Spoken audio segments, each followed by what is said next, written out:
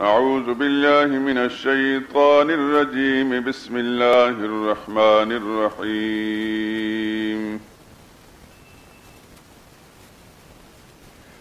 وما كان لمؤمن ولا مؤمنة إذا قضى الله ورسوله أمرا أن يكون لهم الخيرة من أمرهم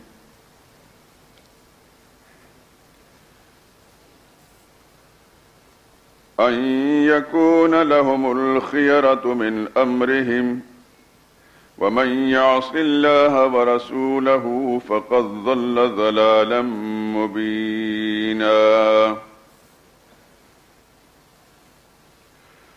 وإذ تقول للذي أنعم الله عليه وأنعمت عليه أمسك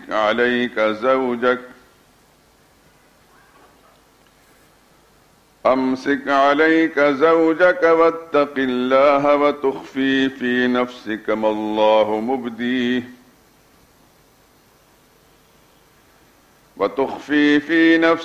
الله مبديه وتخشى الناس والله أحق أن تخشاه. فلما قضى زيد منها وطرا زوجناكها لكي لا يكون على المؤمنين حرج في أزواج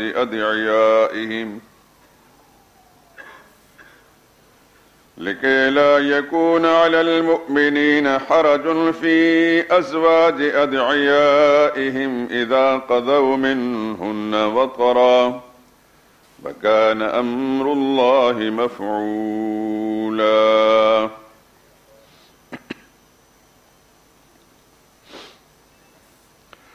اور کسی مومن مرد اور مومن عورت کو حق نہیں پہنچتا کہ جب اللہ اور اس کا رسول کوئی فیصلہ فرما دیں تو وہ اس کام میں اپنا بھی کچھ اختیار سمجھیں.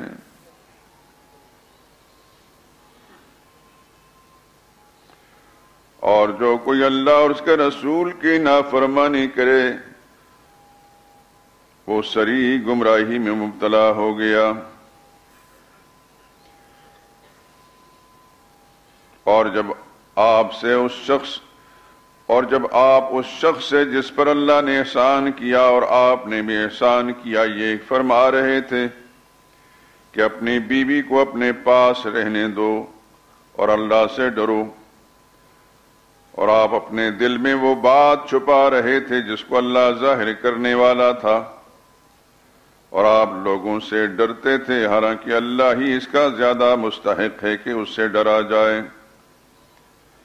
پھر جب زید نے اس سے کوئی حاجت متعلق نہ رکھی یعنی اس کو طلاق دے دی تو ہم نے آپ سے اس کا نکاح کر دیا تاکہ مومنوں کے لیے ان کے منہ بولے بیٹوں کی بیویوں کے ساتھ نکاح کے بارے میں جب وہ ان سے اپنی حاجت متعلق نہ رکھیں یعنی طلاق دے دیں تو کچھ تنگی نہ رہے، اور اللہ کا حکم واقع ہو کر رہنے والا تھا. سبحان ربک رب العزت عما یصفون وسلام علی المرسلین والحمد للہ رب العالمین.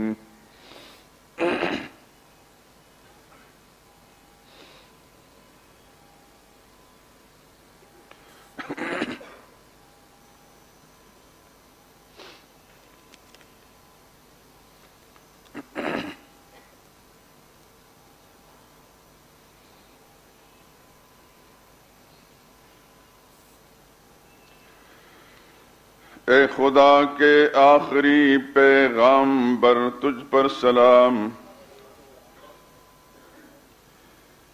اے خدا کے آخری پیغامبر تجھ پر سلام، سب سے اونچا ہے خدا کے بعد تیرا ہی مقام.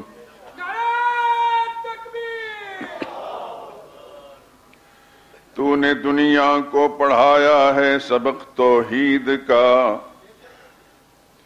تو نے دنیا کو پڑھایا ہے سبق توحید کا، تو نے بھر بھر کے پلائے ہیں مے وحدت کے جام.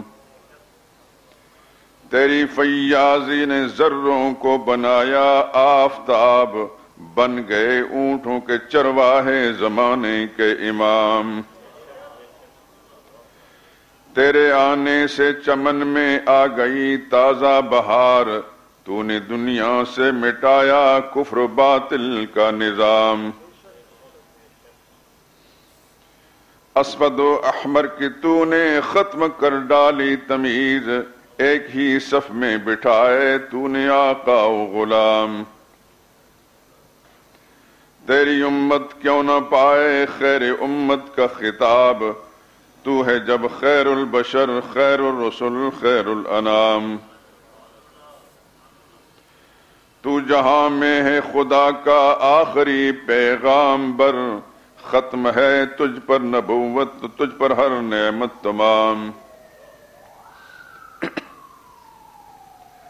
لیلۃ الاسراء میں سدرا پر رکے روح الامین، اور سدرا سے کہیں آگے ہوا تیرا مقام۔ شافع روزی جزا اور ساقی کوثر ہے تو حبیب کبریا ہے تو رسولوں کا امام۔ منحصر تیری اطاعت پر ہے انسان کی نجات، تیرا ہر ایک حکم ہوتا ہے خدا ہی کا پیام۔ تو نے دنیا کو دکھایا ہے صراط مستقیم، تو نے دنیا سے مٹائے ہیں ضلالت کے نظام۔ جب ہوا تیری نبوت کا زمانے میں ظہور، مٹ گیا کفر و نفاق و شرک و بدعت کا نظام۔ دونوں عالم کی سعادت ہاتھ آئے گی ظہور، دونوں عالم کی سعادت ہاتھ آئے گی ظہور، جب بنے گا تو محمد کے غلاموں کا غلام۔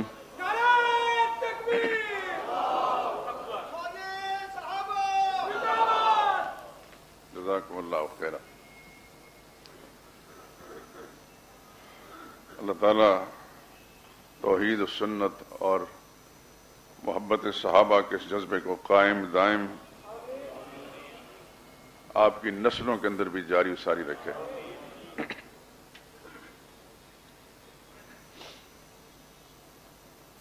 پچھلے اور اس سے پچھلے جمعے کے خطبات میں ایک چیز آپ کی سماعت سے ٹکرائی تھی کہ ایک ہے مقام مصطفیٰ صلی اللہ علیہ وسلم اور دوسرا ہے پیغام مصطفیٰ صلی اللہ علیہ وسلم۔ جہاں تک رسول اللہ کے مقام کا تعلق ہے وہ تو اتنا اونچا ہے، میں تو کیا میری طرح کے لاکھوں کروڑوں انسان بھی دن رات اگر آپ کی مدح و منقبت بیان کرتے رہیں تو حق ادا نہیں ہوگا۔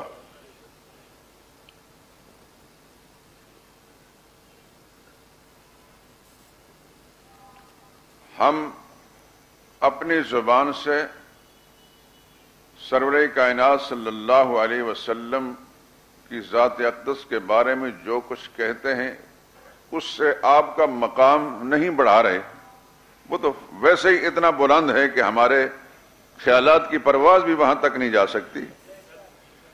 در حقیقت ہم ان کا ذکر خیر چھیڑ کر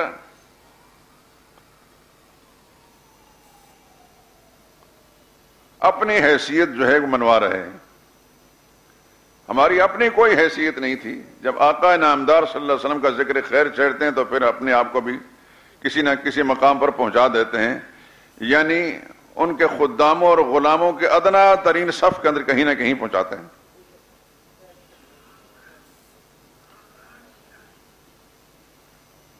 اللہ کا سارا قرآن محمد مصطفیٰ صلی اللہ علیہ وسلم کی مدح و منقبت سے بھرا ہے، بلکہ کائنات کی کا ذرہ ذرہ، ایک ایک ذرہ میں اور آپ اس سے پوچھ نہیں سکتے، نہ اسے بلوا سکتے ہیں، لیکن ذرہ ذرہ شہادت دیتا ہے۔ جہاں اللہ کی وحدانیت کی شہادت دیتا ہے وہاں محمد مصطفیٰ صلی اللہ علیہ وسلم کے مرتبہ مقام کی بھی دیتا ہے۔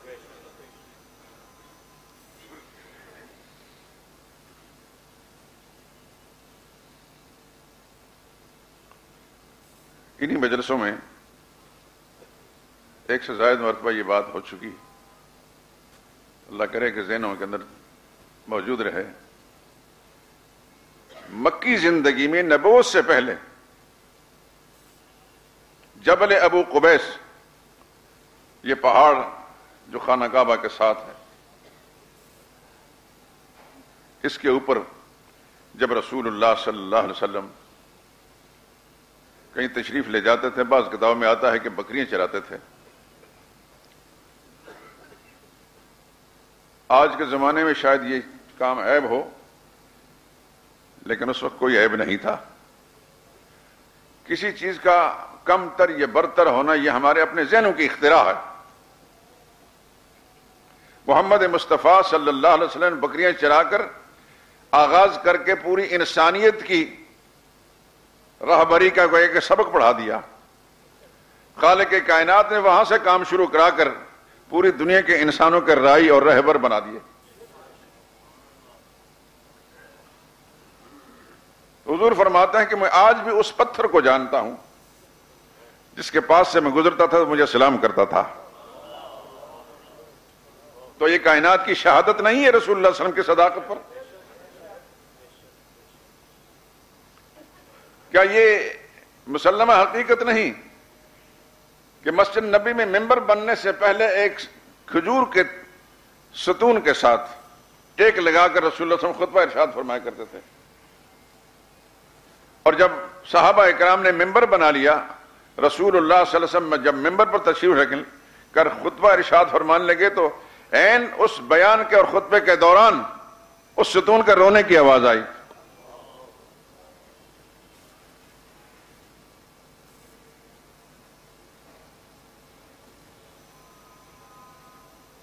اور رسول اللہ صلی اللہ علیہ وسلم سمجھ گئے اللہ کے پیغمبر تھے، اٹھ کر رسول اللہ صلی اللہ علیہ وسلم نے اس کو گلے لگایا، معانقہ کیا، تو وہ اس طرح ہچکیاں لیتے ہوئے خاموش ہے جس طرح بچہ اپنے ماں کے سینے کے ساتھ لگ کر خاموش ہو جاتا ہے۔ یہ کیا ہے؟ وہ لکڑی کا خشک تنا جو ہے رسول اللہ صلی اللہ علیہ وسلم کی صداقت کی اور آپ کی دیانت اور امانت کی اور آپ کی سچائی کی شہادت دے رہا ہے۔ انصار کا ایک اونٹ بگڑ گیا، اور آپ جانتے ہیں کہ اونٹ جب بگڑ جائے تو کس قدر خوفناک شکل ہوتی ہے۔ اتنا بڑا قوی ہیکل جانور ہے، اللہ تعالیٰ کی توفیق سے انسان کے قابو میں آتا ہے اور انسان مہار نکیل ڈال لیتا ہے، ورنہ وہ کس کے قابو میں آ سکتا ہے؟ بگڑ گیا تو اس کے ایک باغ، چونکہ مدینہ طیبہ کے اندر لوگ زیادہ کاشتکاری کرتے تھے، کھجوروں کے باغات تھے، آج بھی ہیں، اتنا کچھ اجڑنے کے باوجود بھی میں نے بڑے بڑے باغ دیکھے مدینہ طیبہ میں، اب بھی 1500 سال گزر چکا ہے۔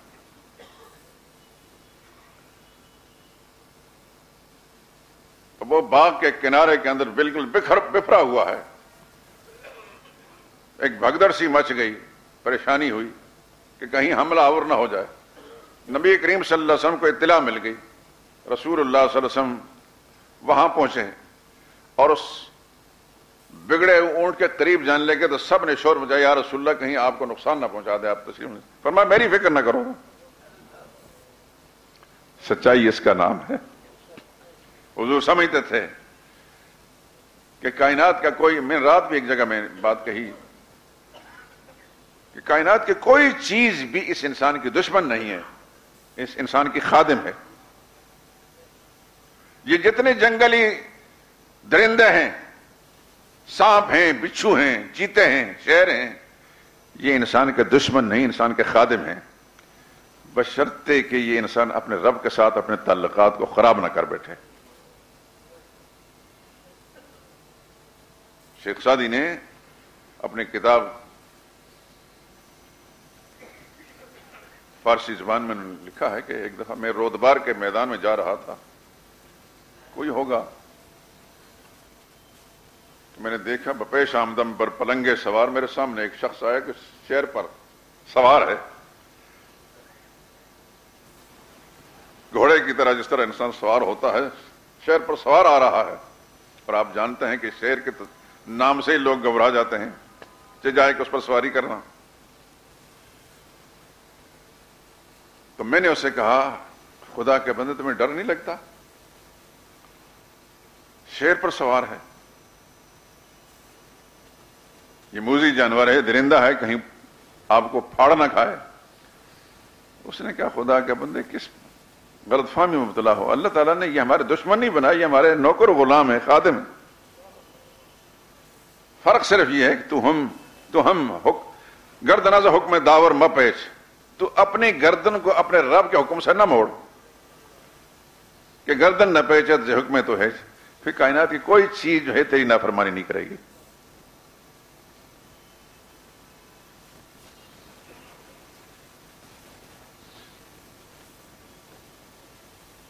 شاید پچھلے دنوں میں آپ یہ بات سن چکے ہیں کہ حضرت سفینہ رضی اللہ تعالیٰ عنہ حضور صلی اللہ علیہ وسلم کے ایک صحابی ہیں، مشہور صحابی ہیں۔ وہ ایک غزوے میں اپنے ساتھیوں سے بچھڑ گئے،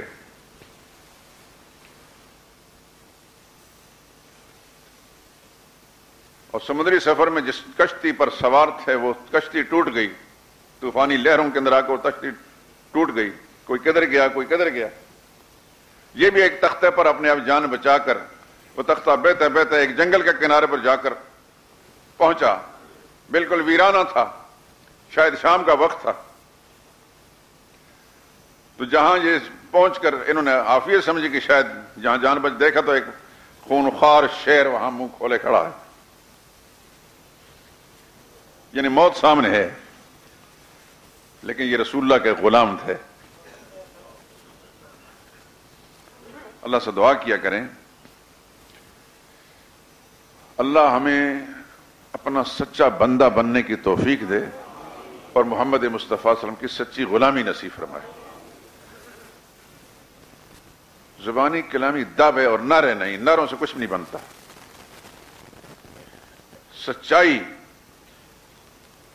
سچائی کی اتباع اور پیروی نصیب فرمائے، اور سچائی کی بنیاد رب العالمین کی ذات ہے۔ اللہ اپنی سچی محبت، اور سچی محبت وہ ہے کہ اللہ کے حکم پر انسان اپنی جان بھی قربان کرنے کا ہر وقت تیار رہے، پوری بشاشت کے ساتھ۔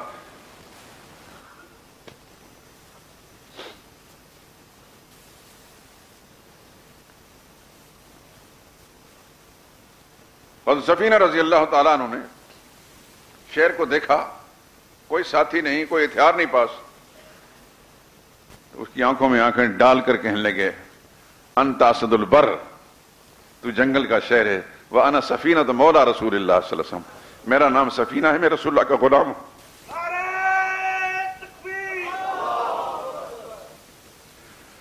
اتنی بات سننی تھی، حضور کا نام سننا تھا، شیر نے گردن جھکا لی، اور وہ ایک وفادار کتے کی طرح آ کر حضرت سفینہ کے قدموں کے اندر گردن جھکا کر کھڑا ہو گیا۔ اب چونکہ جنگل تھا، ناواقف تھے، تو پھر وہ آگے چل پڑا راہ دکھانے کے لیے، اور جنگل سے نکلنے کا راستہ وہاں پہنچا کر تو واپس آ گیا۔ یہ کیا ہے؟ محمد مصطفیٰ صلی اللہ علیہ وسلم کی ذات اقدس تو بہت بڑی ہے، جس نے رسول اللہ سے اپنا سچا تعلق جوڑ لیا، ساری کائنات جو اس کی وفادار و تابعدار بن جاتی ہے۔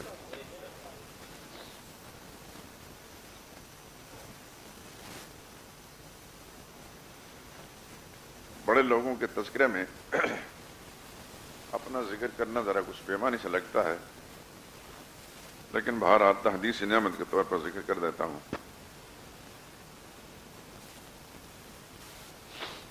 میرے والد صاحب اللہ جنت نصیب کرے، اللہ تعالیٰ نے ایک وصف ان کو دیا تھا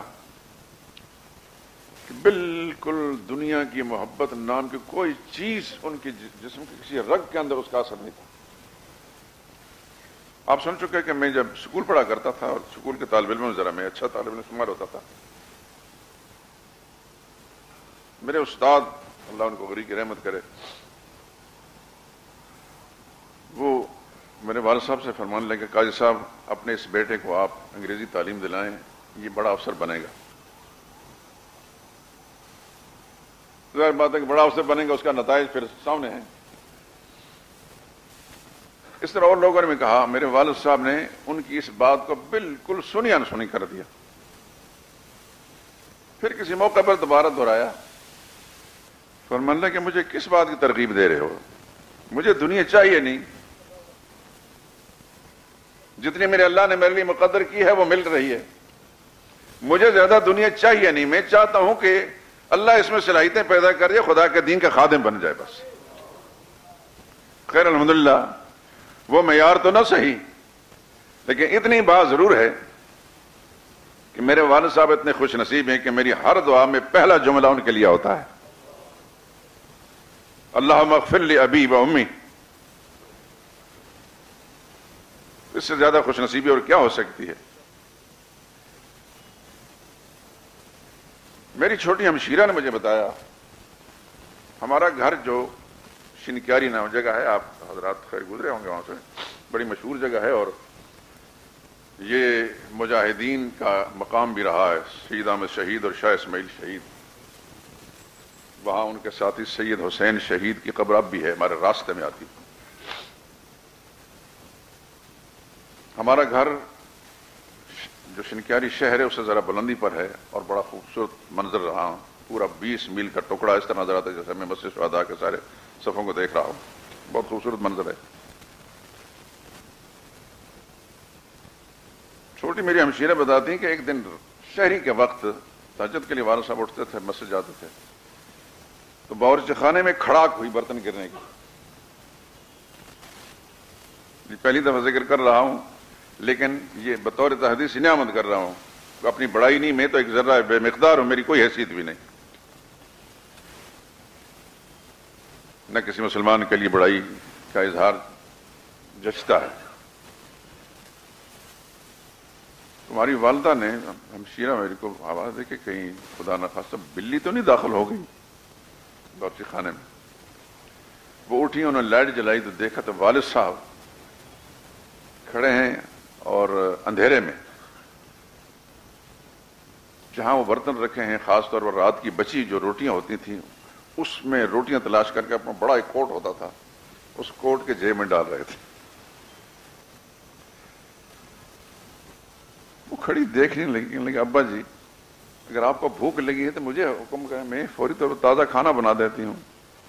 اس سے پہلے کبھی یہ منظر انہوں نے دیکھا نہیں تھا، خاموشی سے کرتے تھے اور کبھی کھڑاک نہیں ہوتی تھی، خاموشی سے نکل جاتے تھے۔ وہ روٹیاں جو ہیں وہ برتنوں سے اٹھا اٹھا کے اپنے جیبوں میں ڈال رہے ہیں۔ سردی کے موسم میں بڑا لمبا کوٹ پہنتے تھے، بولتے بہت کم تھے، تو جواب کوئی نہیں دیا۔ تو پھر انہوں نے کہا کہ آپ یہ کیا کر رہے ہیں؟ اگر آپ کو بھوک لگی ہے تو آپ مجھے کیوں نہیں حکم دیتے؟ بس اتنا جملہ کہا، میرا سنگی آیا ہے۔ ہند کو زبان میں سنگی بمانا ساتھی آپ جانتے ہی ہیں، یہ سنگی کے لیے لے جا رہا ہوں۔ اس کو بھی سمجھنا یہ سنگی کیا ہے۔ خیر بس 2 منٹ کے بعد نکل کے دروازے سے، ہاتھ میں لاٹھی نکل گئے۔ اتنے فاصلے ہو گئے جتنے پینوراما ہے، وہاں نیچے سڑک، ہمارے گھر سے نیچے سڑک چلتی ہے اور وہ سڑک اوپر جنگل کی طرف جاتی ہے، بالا کوٹ دوسری طرف نظر آتا ہے۔ یہ پہاڑ کی چوٹی پر 1928 میں سڑک بنی ہے، وہاں اوپر ڈاک بنگلہ، بڑا خوبصورت منظر ہے، دنیا جاتی ہے۔ وہ سڑک پر جس وقت پہنچے ہیں تو جنگل کی طرف سے ایک بیل کی مقدار میں ایک جانور نکلا ہے۔ چاندنی تھی، صبح کی نماز سے کافی دیر پہلے بات، ایک جانور آیا ہے تو وہ والد صاحب اس کے انتظار میں اور آ کر اس کے ساتھ چل پڑے اسی سڑک پر۔ تھوڑے سے فاصلے پر مسجد اتنی ہے جیسا کہ آپ یہاں سے ہائی کورٹ تک۔ وہ کھڑی دیکھتی رہی، یہ کیا منظر ہے۔ وہ چلتے چلتے پھر مسجد جہاں پہنچتی ہے تو وہاں سے گزر کے والد صاحب کے ساتھ۔ اس سے پہلے ان کو بھی پتہ نہیں تھا، ایک عرصے سے کام جاری تھا لیکن گھر کے کسی شخص پتہ نہیں تھا۔ بعد میں پھر انہوں نے اصرار کیا کہ یہ کیا چیز تھی، آپ روٹیاں کس کے لیے لے جا رہے تھے، یہ آپ کے ساتھ کیا چیز جا رہی تھی، جانور کیا تھا؟ تو پہلے تو انہوں نے کہا میرا سنگی، بعد میں بتایا تھا کہ یہ شیر تھا جنگل کا، یہ ہمیشہ آتا رہتا ہے اور اس لیے میں اس کو کھلاتے پھر وہاں سے مسجد میں پہنچتا ہوں، وہاں سے رخصت کر دیتا ہوں۔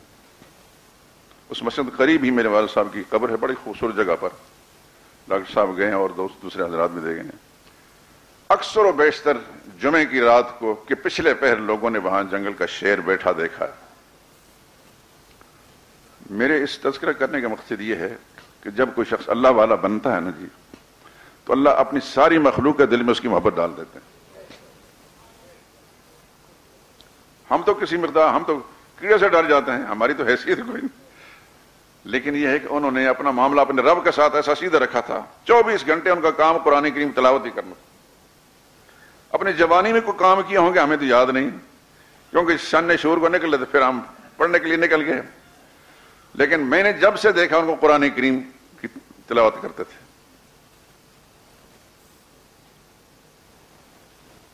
ان کا یہی کام تھا، دین اور اہل دین سے بڑی محبت۔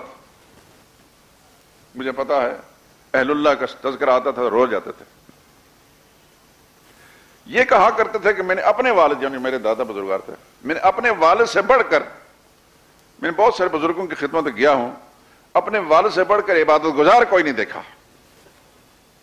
اور ان کے چرچے تو خیر علاقے کے اندر ساری دنیا جانتی ہے۔ ہمارے جیسے ناکارہ لوگوں کو ان کی نسبت سے لوگ بڑا سمجھتے ہیں کہ ان کی اولادیں ہیں تو پھر سب لوگ سلوٹ مارتے ہیں۔ میں چھوٹا سا تھا، کچھ 10 سال یا 8 سال کی عمر کا، والد صاحب نے قرآن کریم پڑھایا تھا اور ذرا ذہن تیز تھا، الحمدللہ جلدی چیز میں اخذ کر لیتا تھا اور آواز بھی اچھی تھی اس زمانے میں۔ تو لوگ میرے جیسے نابالغ لڑکے کے پیچھے نمازیں پڑھتے تھے۔ میرے والد صاحب منع کرتے کہ تمہاری نمازیں اس کے پیچھے نہیں ہوں گی۔ تو ہمارے علاقے کے بڑا بزرگ آدمی تھے، فوت ہو گیا اللہ بخشے ان کو، کہنے لگے استاد جی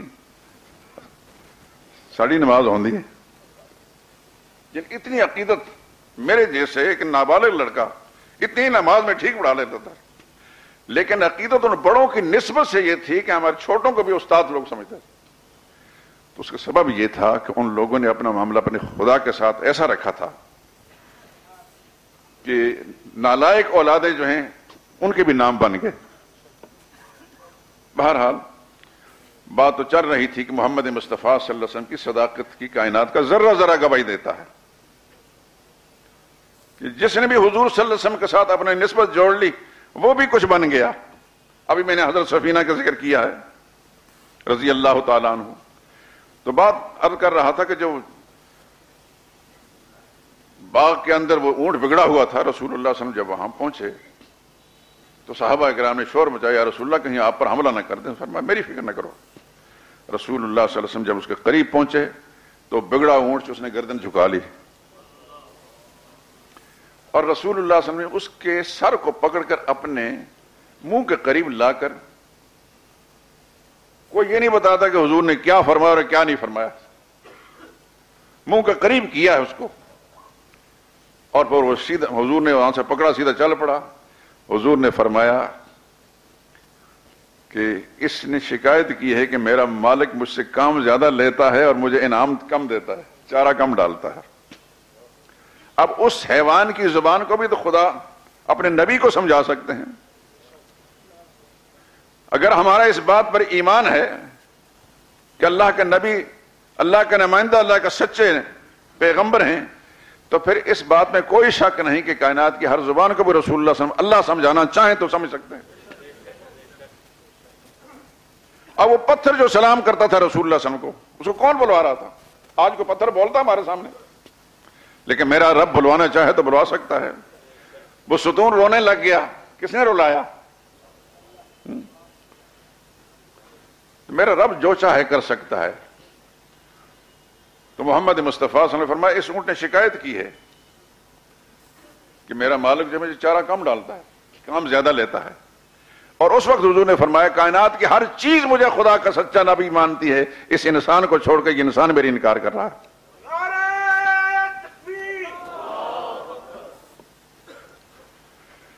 میں اصل میں یہ آیتیں پڑھی تھیں پچھلے جمعے بھی، میں چاہتا تھا بیان کرنا اور پھر وہ رہ گئی۔ حضور صلی اللہ علیہ وسلم کی محبت اور اطاعت کا کیا صلہ ملتا ہے؟ خدا مجھے بھی اور آپ کو بھی نصیب فرمائے۔ جب آمین کہیں نا دل کی گہرائیوں سے کہا کریں۔ میرا اللہ قبول کرنے والا ہے، ہم اسی کی مخلوق ہیں، اس سے مانگ رہے ہیں اللہ ہمیں اپنی محبت، اپنے نبی کی سچی محبت اور اطاعت نصیب فرمائے۔ ایک مشہور صحابی حضرت زید بن حارثہ،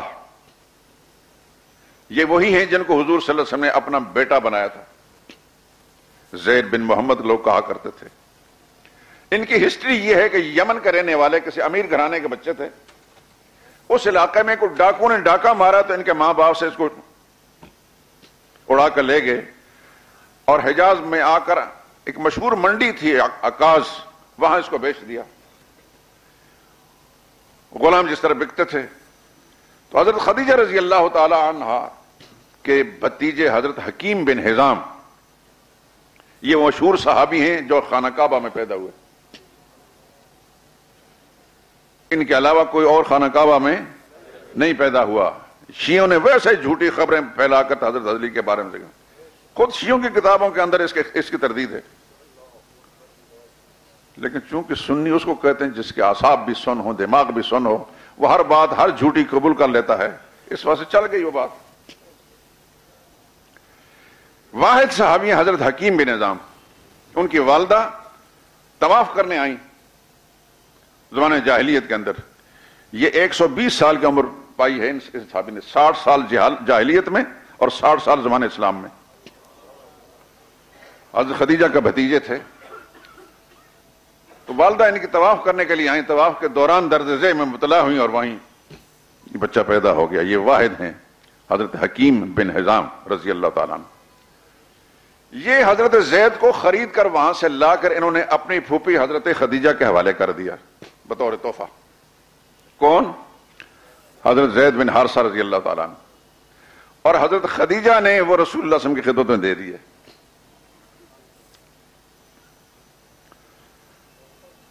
جبلتاً فطرتاً اچھے گھرانے کے تھے، اتنی محبت کا اور اپنائیت کا اظہار کیا انہوں نے کہ رسول اللہ صلی اللہ علیہ وسلم نے واحد یہ صحابی جن کو اپنا بیٹا کہا، زید بن محمد۔ اور اس کا پس منظر یہ ہے، کچھ ہی عرصے کے بعد ان کے ماں باپ جو بیٹے کی جدائی میں بہت افسردہ تھے، یہ حقیقت ہے، تو کہیں سے کسی آدمی نے بتایا جو ادھر مکہ معظمہ ان علاقوں میں آیا تھا، کہنے لگا کہ آپ کا بیٹا فلاں جگہ میں مکہ شہر کے اندر محمد نام کا ایک آدمی ہے صلی اللہ علیہ وسلم، ان کے پاس ہے۔ چنانچہ حضرت زید کے والد حارثہ اور حارثہ کے بھائی یعنی حضرت زید کے والد اور چچا دونوں آئے رسول اللہ صلی اللہ علیہ وسلم کی خدمت میں۔ خبر سچی تھی، آ کر انہوں نے رسول اللہ صلی اللہ علیہ وسلم سے بڑی لجاجت کے ساتھ، سماجت کے ساتھ بات کی کہ آپ تو بڑے لوگ ہو، سردار ہو، سرداروں کی اولاد ہو، اللہ نے خانہ کعبہ کے قرب آپ کو نصیب فرمایا ہے، اور آپ تو لوگوں کے ساتھ ایثار کرنے والے، لوگوں کو، غلاموں کو آزاد کرنے والے لوگ ہو، ہمارا بچہ جو آپ کے پاس ہے، ہماری درخواست یہ کہ اس کو آزاد کر دیں۔ رسول اللہ صلی اللہ علیہ وسلم نے فرمایا تم کون لوگوں؟ کہنے لگے کہ یہ بچہ جو آپ کے پاس ہے میں اس کا والد ہوں، یہ چچا ہے۔ حضور صلی اللہ علیہ وسلم نے حضرت زید کو بلا کر فرمایا تم ان کو جانتے ہو یہ دو آدمی جو ہیں؟ عرض کیا یا رسول اللہ جانتا ہوں، یہ میرے والد ہیں، یہ میرے چچا ہیں۔ تو حضور نے ان سے پوچھا تم کیوں آئے ہو؟ کہنے لگے ہم چاہتے ہیں کہ ہمارے بچے کو آزاد کر دیا جائے۔ نبی کریم صلی اللہ علیہ وسلم نے فرمایا یہ تمہارے سامنے ہے، یہ اگر جانا چاہتا ہے تو میری طرف سے آزاد ہے، میں کوئی معاوضہ نہیں لوں گا۔ حضرت زید سے رسول اللہ صلی اللہ علیہ وسلم نے پوچھا کیا خیال ہے تمہارا؟ تو حافظ بن حجر اسقلانی نے یہ بات لکھی اور دیگر تذکرہ نگاروں نے بھی الفاظ لکھے ہیں۔ حضرت زید کہنے لگے یا رسول اللہ میں وہ نہیں ہوں کہ آپ کی ذات پر کسی اور کو ترجیح دوں، چاہے میرا باپ ہی کیوں نہ ہو۔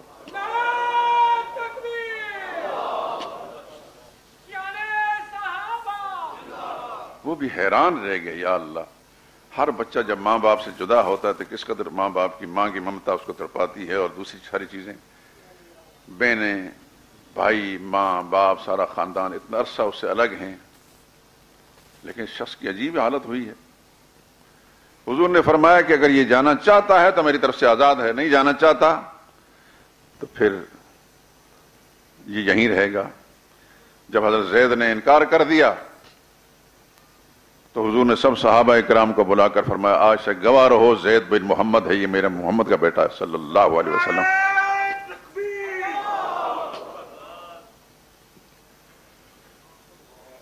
نبی کریم صلی اللہ علیہ وسلم کی محبت کا سب سے پہلا صلہ کیا ملا کہ حضور صلی اللہ علیہ وسلم نے ان کو اپنا بیٹا قرار دیا۔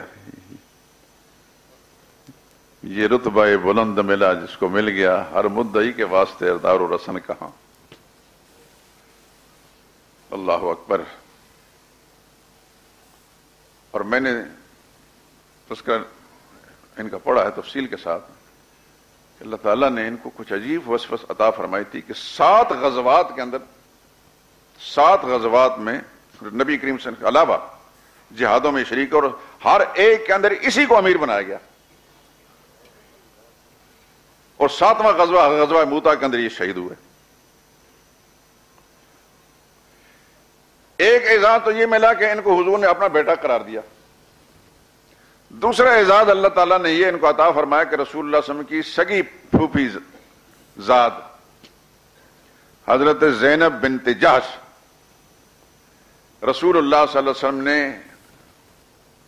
ان کے نکاح میں دے دی۔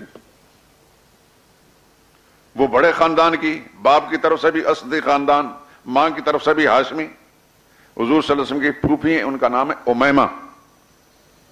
عام لوگ، آپ حضرات کو بھی خیر پتہ ہی ہوگا، عام لوگ حضور صلی اللہ علیہ وسلم کی 6 پھوپھیوں میں سے صرف ایک کو مسلمان مانتے ہیں، حضرت صفیہ رضی اللہ تعالیٰ عنہ۔ ان کے ایمان میں تو شک ہی کوئی نہیں، لیکن ہماری تحقیق یہ ہے کہ حضور صلی اللہ علیہ وسلم کی 4 پھوپھیاں مسلمان تھیں، اور خاص طور پر حافظ بن حجر اسقلانی کی اصابہ جو کتاب ہے، میں نے باقاعدہ اس پر ریسرچ کی، تحقیق کی ہے کہ ان میں سے حضرت عاتقہ، حضرت عروہ، حضرت امیمہ اور حضرت صفیہ یہ 4 مسلمان تھیں۔ صرف 2 مسلمان ہوئی، ام الحکم البیضاء اور برہ۔ 4 پھوپھیاں رسول اللہ صلی اللہ علیہ وسلم کی ایمان والی تھیں۔ لیکن ہمارے ہاں اندھی تقلید جو ہے نا، خدا تعالیٰ اس سے بچا کر رکھے، اندھی تقلید، جس نے کو رد یا بس بات کہہ دی، سوچے سمجھے بغیر قبول کر لی۔ یعنی کتابیں سب مولویوں کے پاس ہیں، میں کو آسمان پر چڑھ کر کتاب نہیں لائی، کتاب میرے پاس بھی اور ہر ایک کے پاس ہے، اسی کتاب میں یہ بات لکھی اور وہ معتبر انسان ہے۔ اس نے کتاب میں لکھا ہے کہ حضرت عاتقہ بھی مسلمان ہوئی، حضرت امیمہ بھی مسلمان ہوئی، حضرت عروہ بھی مسلمان ہوئی، حضرت صفیہ تو مسلمان تھی ہی۔ لیکن حیرت کی بات ہے کہ حافظ بن حجر اسقلانی جیسا اتنا بڑا محدث اور بہت بڑا محقق اور مورخ انسان لکھتا ہے، ان کی ایمان کی شہادت دیتا تو کہتا نہیں حضرت صفیہ ہی مسلمان تھی، باقی مسلمان نہیں تھی۔ تو یہ بیٹی تھی حضرت امیمہ کی، حضرت زینب بنت جحش امیمہ کی بیٹی تھی، رسول اللہ صلی اللہ علیہ وسلم کی پھوپھیزاد تھیں۔ تو حضور صلی اللہ علیہ وسلم نے حضرت زید کے لیے ان کے نکاح کا پیغام بھیجا۔ پہلے تو حضرت زینب کو پیغام بھیجا کہ میں زید کے ساتھ آپ کا نکاح کرنا چاہتا ہوں۔ تو زینب حضور صلی اللہ علیہ وسلم کی پھوپھی زاد ہیں اور یہ اولین مسلمانوں میں سے ہیں، ابتدائی دور میں ایمان لانے والے لوگوں میں سے۔ اور ان کا ایک بھائی تھے عبداللہ بن جحش۔ عبداللہ بن جحش وہ ہیں جنہوں نے غزوہ احد کے موقع پر حضرت سعد بن وقاص دونوں کہا آئیں دعا مانگتے ہیں، آپ اپنی دعا مانگیں میں اپنی دعا کرتا ہوں، آپ دعا مانگیں میں آمین کہتا ہوں، اور میں دعا کرتا ہوں آپ آمین کہیں۔ حضرت سعد بن وقاص نے دعا مانگی، یا اللہ کافر میرے سامنے آ اور میں ان کو اس طرح تہتے کروں، یہ کروں وہ کروں، سارا کچھ۔ ان کا آمین۔ انہوں نے دعا مانگی کہ یا اللہ میرا سامنے ایک بڑے ضدی ہردرم معاند کافر کے ساتھ ہو، میرا اس کے ساتھ مقابلہ ہو اور وہ میری ناک کاٹے، میرے کان کاٹے اور میرے جسم کے ٹکڑے ٹکڑے کرے، کل میں خدا کی اے اللہ تیری بارگاہ میں پیش ہوں تو میں کیسا ہوں، یا اللہ میں اپنی جان کا نذرانہ تیری بارگاہ میں پیش کر کے آیا ہوں۔ یہ اتنے مخلص تھے، حضور صلی اللہ علیہ وسلم پھوپھی زاد تھے، حضرت زینب کے بھائی تھے۔ لیکن جس وقت رشتے کی بات آئی، رشتہ مانگنے، تو حضرت زینب نے سوچا کہ ادھر نبی کریم صلی اللہ علیہ وسلم کا حکم ہے وہ بھی سر آنکھوں پر، لیکن جس کے ساتھ نکاح کرایا جائے وہ تو غلامانہ زندگی گزار کر آیا، غلامی کا داغ لگ چکا ہے.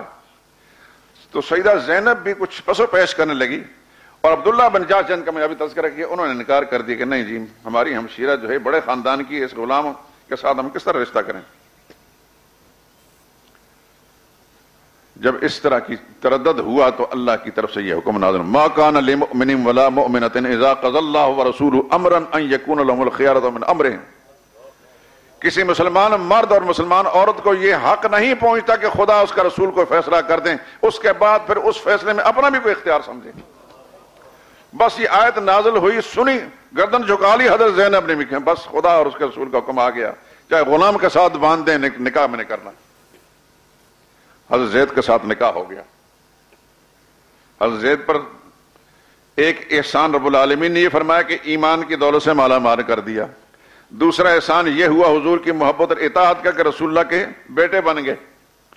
اور تیسرا احسان یہ ہوا کہ رسول اللہ صلی اللہ علیہ وسلم کے خاندان کے اونچے درجے کے خاندان کے ساتھ ان کا نکاح ہو گیا. جب کوئی خدا اس کے رسول کی فرمانبرداری کرتا ہے تو پھر اللہ پاک ایسے انعامات سے اس کو نوازتا ہے. اور آج بھی میرے دوست، یہ پرانے زمانے کی کہانیاں نہیں، خدا آج بھی اسی طاقت کا مالک ہے. محمد مصطفیٰ صلی اللہ علیہ وسلم صداقت آج بھی ہے.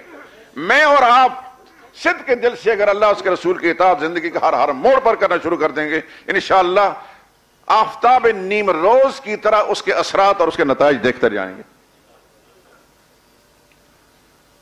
فرق صرف اتنا ہی ہے کہ نام کے مسلمان نہ ہو، حقیقی عملی مسلمان ہو.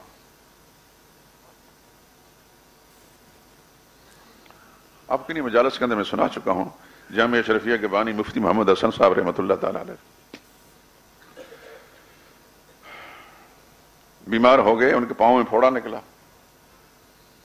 اور خدا کی شان کے وہ بڑھتے بڑھتے بڑھتے اس حد تک آیا کہ ڈاکٹروں نے تجویز کی کہ آپ کی ٹانگ کاٹنی پڑے گی، کوئی علاج نہیں. برسوں پرانی بات ہے کہ 50 سال سے پہلے کی بات ہے، کہ 44 سال تو مجھے یہاں ہو گئے، میں نے مفتی صاحب کو نہیں دیکھا رحم اللہ، اس سے پہلے کی بات. ڈاکٹروں نے تجویز کی کہ آپ کو بے ہوش کیا جائے گا اور پھر آپ کی ٹانگ کاٹی جائے گی. جب بے ہوش ہونے کے لفظ مفتی صاحب نے سنا کہ بے ہوش کیا جائے گا تو اس کا مطلب ہے کتنی دیر بے ہوش ہوں؟ کہنے لگے کہ گھنٹہ لگ سکے، 2 گھنٹے، 4 گھنٹے لگ سکتے ہیں، زیادہ بھی لگ سکتے ہیں. تو فرمانے لگے اتنی دیر پھر خدا کے ذکر سے میں محروم رہوں گا.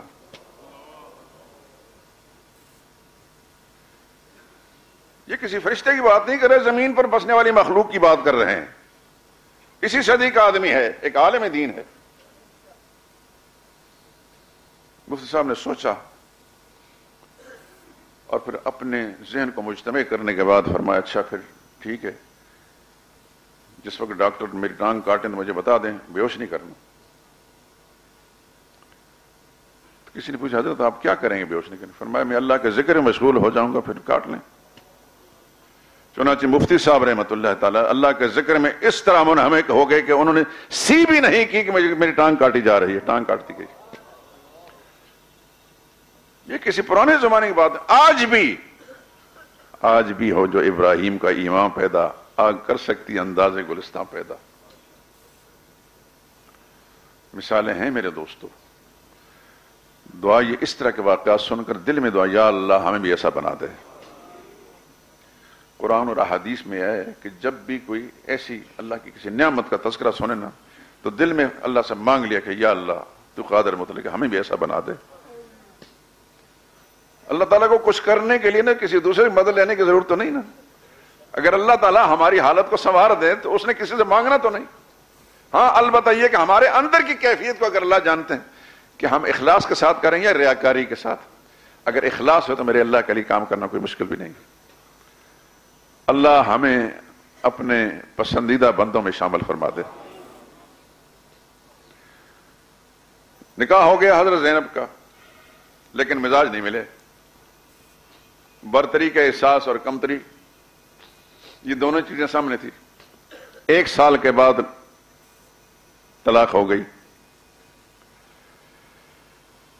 اس دوران حضرت زید شکایت کرتے رہے کہ زینب میرے ساتھ سختی کا معاملہ کرتی ہیں، یہ کرتی ہیں، وہ کرتی ہیں، رسول اللہ صلی اللہ علیہ وسلم ان کو تسلیاں دیتے رہے، نبھاؤ بھائی۔ اسی آیت کی اگلی آیت میں اذ تقول للذی انعم اللہ علیہ، آپ کہہ رہے تھے اس شخص کو جس پر اللہ نے انعام کیا تھا۔ اللہ کے نام یہ تھا کہ ایمان کی دولت سے مالا مال کیا اور رسول اللہ کے غلامی پہنچا دیا، یہ اللہ کے نام تھا۔ وہ انعامت علیہ، اور آپ نے بھی اس پر انعام کیا تھا کہ آپ نے اپنی پھوپھی ذات کے ساتھ ان کے نکاح کر دیا اور بیٹا بنا لیا، اور آپ کہہ رہے تھے امسک علیک زوجک، وہ بار بار کہہ رہے تھے میں طلاق دینا چاہتا ہوں، حضور فرماتے طلاق نہ دے، طلاق نہ دے۔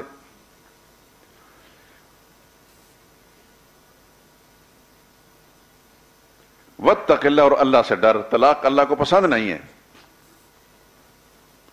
میرے دوستو، ضمناً یہ بات آ گئی، اللہ کی پناہ مانگا کریں طلاق سے۔ اپنے بچوں کو جن کی شادیاں کراتے ہیں، نکاح کراتے ہیں، انہیں کہیں کچھ بھی ہو جائے طلاق نہیں دینی۔ نباہ ہو سکتا ہے انسان کا، لڑائیں جھگڑے بھی ہوتے ہیں، نباہ ہو سکتا ہے، طلاق تک نوبت نہیں آنی چاہیے۔ بچے جب جوان ہوتے ہیں تو ماں باپ اپنی اولادوں کی تربیت نہیں کرتے اس کو کہ رشتے کیسے نبھائے جاتے ہیں۔ تربیت نہ ہونے کے سبب سے ذرا سی تیز آیا تو طلاق دے دی، پتہ نہیں کتنے بڑے نقصانات ہو جاتے ہیں۔ اللہ کے نبی نے فرمایا صلی اللہ علیہ وسلم ابغض الحلال الی اللہ الطلاق، تمام حلال کاموں میں سب سے زیادہ اللہ کو ناپسند کام جو ہے وہ طلاق ہے، اللہ کے غیظ و غضب کو بھڑکا دیتی ہے۔ خدا پناہ میں رکھے ہر ایک کو، اللہ سب گھروں کو ٹوٹنے سے محفوظ رکھے۔ تو حضور نے ان کو فرمایا کہ طلاق نہ دے، لیکن بہرحال جو اللہ کے ازلی فیصلے تھے وہ ہونے ہی تھے، بالآخر حضرت زید نے طلاق دے دی۔ منشا الہی یہ تھا کہ زید بن محمد بن چکے ہیں، اور زمانہ جاہلیت سے یہ دستور چلا آ رہا تھا کہ لے پالک منہ بولے بیٹے، متبنہ بیٹے کی بیوی کے ساتھ کوئی نکاح کرنا ممنوع سمجھا جاتا ہے۔ اپنے متبنہ کو اپنے حقیقی بیٹے کی طرح سمجھ کر اس کو وراثت میں شریک کیا جاتا تھا، اور اس کی بیوی کے ساتھ نکاح کرنا زمانہ جاہلیت سے ممنوع چلا رہا تھا، اور اللہ اس رسم بد کو توڑنا چاہتے تھے، اور اس کی ابتدا محمد مصطفیٰ صلی اللہ علیہ وسلم کے ذریعے سے کرانا چاہتے تھے۔ اللہ کی حکمتوں پہ قربان جائیے۔ تو حضرت زینب نے اپنی انا کو قربان کیا، ایک غلام کے ساتھ نکاح کر لیا، گوک طبیعت ملی۔ تو حضرت زینب نے اللہ اس کے رسول کی اطاعت میں یہ ساری قربانی دی تھی۔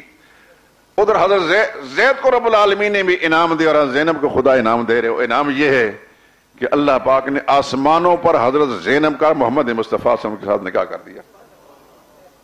قرآن کہہ رہا ہے فَلَمَّا قَضَى زَيْدٌ مِّنْهَا وَطَرًا، یہ واحد صحابی ہیں جن کا نام قرآن میں آیا ہے، جنہیں اللہ کے نبی کے لیے قربانی دی، تو خدا نے اعزاز یہ تھا کہ انہیں نام قرآن میں آ گیا، کسی اور صحابی کا نام قرآن میں نہیں آیا۔ فَلَمَّا قَضَى زَيْدٌ مِّنْهَا وَطَرًا، زید نے جب ان کو طلاق دے دی، زوجناکہا، میرے پیغمبر ہم نے زینب کا آپ کے ساتھ نکاح کر دیا ہے، باقیوں سب کا زمین پر نکاح ہوا، زینب کا نکاح آسمانوں پر ہوا ہے۔ یہ اللہ کا انعام تھا حضرت زینب کے لیے۔ فرمایا کرتی تھی باقی سب ازواج مطہرات کے نکاح ان کے رشتہ داروں نے زمین پر کیے، میں اللہ پہ قربان جاؤں کہ میرے اللہ نے میرا نکاح محمد مصطفیٰ صلی اللہ علیہ وسلم کے ساتھ آسمانوں پر کیا ہے۔ یہ حضور کی اطاعت اور اتباع کا ثمرہ مل رہا ہے۔ انہوں نے قربانی دی تھی اپنی جذبات کی، غلام کے ساتھ رشتہ جوڑنے کی غلامی دی تھی، پھر اللہ تعالیٰ نے منشا الہی یہ تھا کہ رسول اللہ کی زوجیت میں اس کو پہنچانا ہے اور ام المومنین کا شرف آنا۔ عائشہ صدیقہ فرماتی ہیں کہ ازواج مطہرات میں کوئی شخص میری ہمسری کا دعویٰ نہیں کرتی تھی سوائے زینب بنت جاش کے۔ ایک تو یہ رسول اللہ کی پھوپھی ذات تھی، اور دوسری کہا کرتی تھی کہ کون ہے ایسی جس کا آسمانوں پر نکاح ہوا ہو۔ یہ قصہ میں نے بتایا، برائے قصہ نہیں سنایا، قصہ اس مقصد سے سنایا کہ جب اللہ اس کے رسول کی اطاعت کی جاتی تو خدا انعام بھی دیتے ہیں۔ حضرت زید کو بھی اللہ نے انعام دیا، ایمان کی دولت سے مالا مال کیا، رسول اللہ کی خدمت میں پہنچایا، رسول اللہ کا بیٹا بننے کا شرف عطا کیا، اور رسول اللہ کی ذات کے ساتھ نکاح کا شرف دیا۔ یہ ہے اللہ کا انعام۔ اور حضرت زینب نے اللہ رسول کی اطاعت کی تو پھر اللہ تعالیٰ نے وقتی طور پر ان کو تکلیف تو ہوئی، لیکن بالآخر محمد مصطفیٰ کی زوجیتیں پہنچا کر ام المومنین کی شرف دے دیا. یہ ہے اللہ کی طرف سے انعام. اللہ اس کے رسول کی محبت کا یہ صلہ ملتا ہے. بعض اوقات انسان کو اندازہ نہیں ہوتا، لیکن اللہ تعالیٰ کبھی ایسا نہیں کرتے کہ اللہ اس کے رسول کی محبت میں انسان گرفتار رہے تو اللہ اس کو معروم رکھیں. ایسا نہیں ہو سکتا.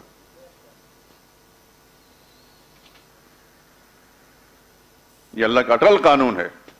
من یطع اللہ ورسولہ فقد فاز فوزا عظیما.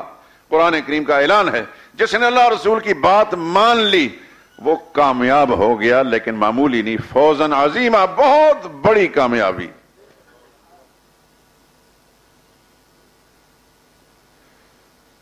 میرے دوستو، ہم جس معاشرے میں بس رہے ہیں، اس معاشرے کے اندر بے شمار لوگ ہیں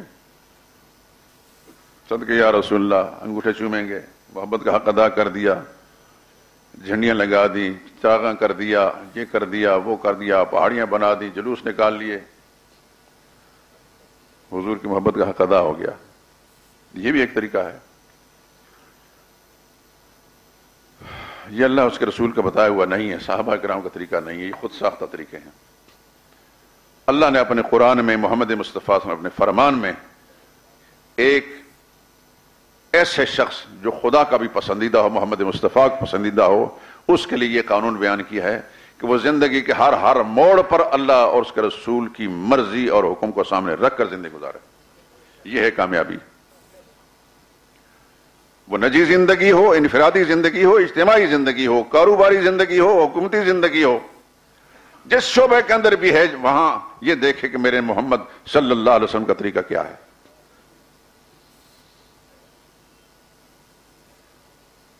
تو پھر ایسے لوگوں کو خدا مٹنے بھی نہیں دیتا. یہ بھی یاد رکھیے، ایسے لوگوں کو خدا مرنے اور گمنام نہیں ہونے دیتا. خدا ہمیشہ کے لیے زندہ و جاوید رکھتا ہے.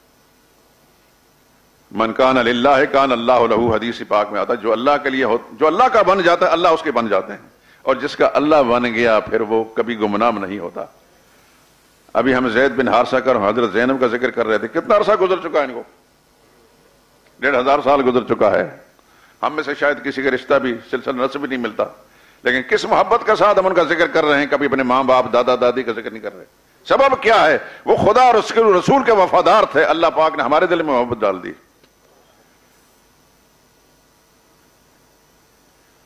میرے دوستو، کوشش یہ کیا کریں، میرے لیے بھی دعا کریں، کوشش یہ کیا کریں کہ جس حد تک ہو سکتے اللہ اس کے رسول کی اطاعت کے اندر زندگی گزارے. 100% ہم میں سے کوئی شخص بھی اس معیار پر شاید نہ اتر سکے، لیکن کوشش کرنے میں کیا کوئی حرج ہے؟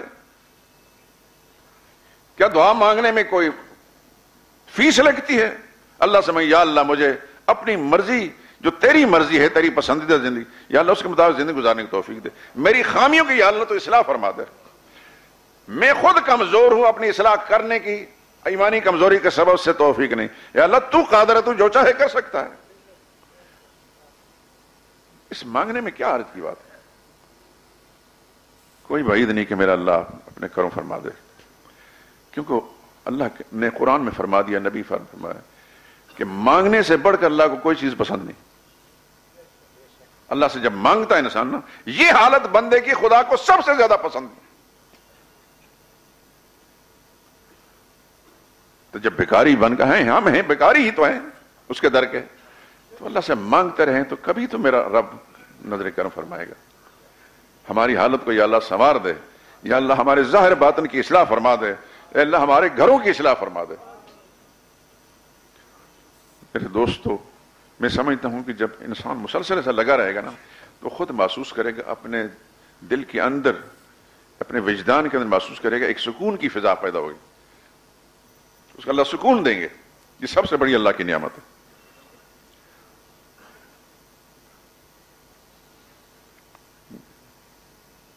ابھی تھوڑی دیر پہلے میرے پاس پولیس کا ایک ٹریفک پولیس کا ایک نوجوان آیا اور اس نے کہا کہ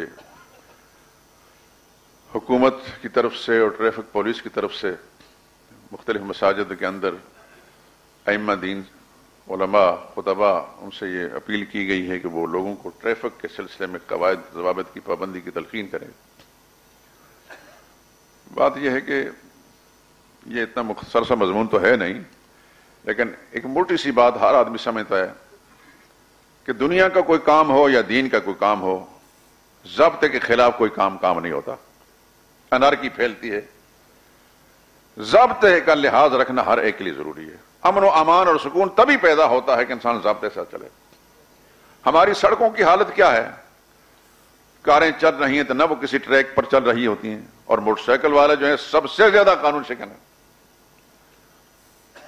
موٹر سائیکل بے شمار نوجوانوں کے پاس ہوں گے، مجھے معاف کریں معذرت کے ساتھ، لیکن میں سمجھتا ہوں کہ یہ ایسی برائی ہے یہ کہ اللہ ان کو ہدایت دے۔ اور پھر دوسرے نمبر یہ رکشے والے ہیں، لوگوں کی بڑی قیمتی گاڑیاں جو ہیں خراب کر دیتے ہیں۔ گاڑیاں لائن پر چل رہے ہیں، بیچ میں آ جاتے ہیں، آگے پیچھے۔ میں ٹریفک پولیس کے افسران اگر موجود ہوں ان سے گزارش کروں گا کہ دنیا کا ایک اصول ہے، شریعت کا بھی اصول ہے کہ جرم کی سزا جب تک سخت نہیں ہوگی جرم نہیں روک سکتے۔ ابھی آپ نے 2-4 دن پہلے پڑھا ہوگا، چائنا کے اندر کسی کو سزا دی گئی، کسی بدعنوانی پر پھانسی دی گئی، اور پھانسی اس کی سزا دیتے وقت ایک بڑا جم غفیر اکٹھا کیا گیا۔ یہ ہے شریعت کا قانون۔ پاکستانیوں کو نام نہاد مسلمانوں کو توفیق نہیں مل رہی کہ جرائم کا قلع کم کرنے کے لیے اس کو عبرتناک بنایا جائے، لیکن وہ جو غیر مسلم ہیں ان کو اللہ نے توفیق دے دی کہ یہ جرم اگر کیا ہے تو اس کو عبرتناک بنانے کے لیے ایک بڑا جم غفیر قوم کو اکٹھا کیا کہ دیکھو اپنی آنکھوں کے ساتھ جو یہ جرم کا ارتکاب کرے کو یہ سزا ہے۔ ہماری اپیل ہے ٹریفک پولیس سے کہ جتنے افسران اعلیٰ ہیں کہ آپ قانون کو سخت کریں، میرے لیے ہو یا میرے بیٹے کے لیے ہو یا میرے باپ کے لیے ہو، کسی کے لیے قانون کو سخت کریں، اور کسی کی کوئی رعایت نہ رکھی جائے، کوئی سفارش نہ مانی جائے، کوئی رشوت نہ مانی جائے۔ دو ہی برائیاں ہیں خرابیاں دنیا پیدا کرنے، سفارش اور رشوت۔ قانون کو سخت کیا جائے، انشاءاللہ حالات بہتر ہوں گے۔ ملک سے باہر بھی آپ جانتے ہیں کہیں بھی یہ افراتفری نہیں جو ہمارے ملک کے اندر۔ دوسری بات، جتنے بھی ہمارے مسلمان بھائی ہیں، نوجوان بچے، ان کو موٹر سائیکل مت لے کر دیں، لے کر دیتے ہیں تو پھر سختی کے ساتھ اس کو پابند کرائیں۔ یہ جو ون ویلنگ اور دوسری تیسری، مجھے اس نوجوان نے بتایا پولیس والے نے کہ اس 1 مہینے کے اندر 80 کے لگ بھگ جو ہے مطلب ایک نوجوان جو ہے اس طرح سڑک کے حادثوں سے فوت ہو گئے۔ بعد میں جو مائیں روتی ہیں اور خاندان والے روتے ہیں تو پہلے ہی کم از کم کنٹرول کریں۔ یہ جرم جو ہے صرف حکومت کے قوانین نافذ کرنے سے ختم نہیں ہوتا ہے، عوام الناس کو بھی قوانین کا لحاظ رکھنا جو ضروری ہوتا ہے۔ ماں باپ کی ذمہ داری ہے کہ اپنے بچوں کو جو ہے پابند کریں اور سختی سے ان میں نگرانی کریں۔ یہ نہیں ہوتا کہ جوان ہو گئے تو بس اس کے بعد ان کو موٹر سائیکل لے کر دے دی، جو چاہیں وہ کرتے رہیں۔ ان کی زندگی کو خطرہ تو ہوتا ہے، دوسروں کے لیے خطرہ پیدا کر دیتے ہیں۔ بہرحال یہ مختصر سی بات تھی۔ اللہ تعالیٰ سے دعا کریں کہ اللہ تعالیٰ اس کہنے اور سننے کو قبول فرمائے۔ سبحانک اللہم و بحمدک لا الہ الا انت۔